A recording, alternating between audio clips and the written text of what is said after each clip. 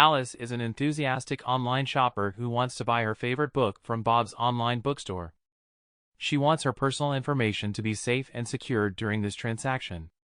How can she ensure that some eavesdropper is not listening to their conversation? If you are sending sensitive information like passwords, banking information, or shopping using a credit card number, this information will be visible to anyone who can capture the traffic on the internet as it is in clear text. To solve this problem, Netscape invented the SSL Secure Socket Layer Protocol during the early days of the internet. SSL, which is now renamed to TLS Transport Layer Security, provides encryption and authentication of web connections. While visiting the Bob website, Alice found it uses HTTPS instead of HTTP. HTTPS indicates secure HTTP, and data is encrypted and protected from adversaries and hackers. SSL, now TLS, uses public key cryptography to encrypt and authenticate. Public key cryptography uses a pair of keys called public key and private key.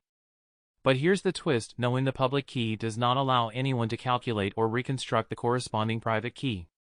When a plain text message is encrypted using the recipient's public key to create ciphertext, that ciphertext can only be decrypted using the corresponding private key. Decrypting the message by using a private key will reveal the original plain text message.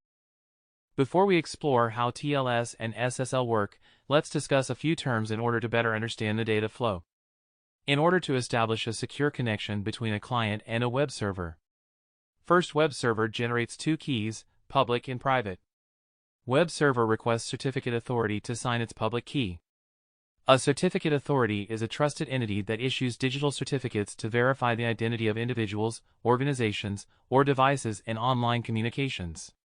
Some of the top certificate authorities are included: DigiCert, Entrust, GoDaddy, and Let's Encrypt.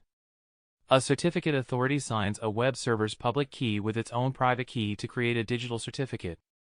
Once the digital certificate is issued by the CA using its private key, it can be validated by the CA public key, and the user's web browser already has information for the trusted certificate authority's public keys and its configuration. Now, let's review the steps involved in SSL or TLS connection. Step 1. Client hello. When Alice's browser wants to initiate a secure connection, it starts by sending a client hello message. This message indicates that the browser would like to communicate using specific protocols and cipher suites it supports. Step 2. Server hello.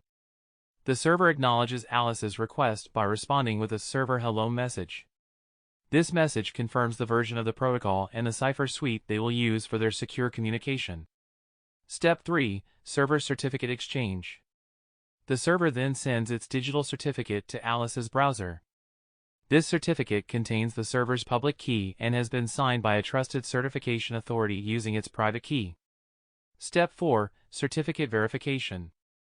Alice's browser has pre-installed root certificates from trusted certification authorities. This allows the browser to use the CA's public key to verify the authenticity of the server's certificate. Once validated, the browser obtains the server's public key for subsequent steps. Step 5. Key exchange. The client and the server then engage in a key exchange process. The client generates a random pre-master secret. The client then encrypts this pre-master secret using the server's public key and sends it back to the server. Only the server with the corresponding private key can decrypt the encrypted pre-master secret. Step 6. Symmetric encryption. Now, both the client and server will use this pre-master secret to generate the session key, which will be used to encrypt and decrypt the data. This ensures that the data remains private and confidential during transmission. Once the secure channel is established between Alice and the bookstore web server, she will notice a padlock beside the URL in her browser, which indicates that transmission is secure. By clicking the padlock icon in the browser window, she can see the details of the digital certificate of the web server.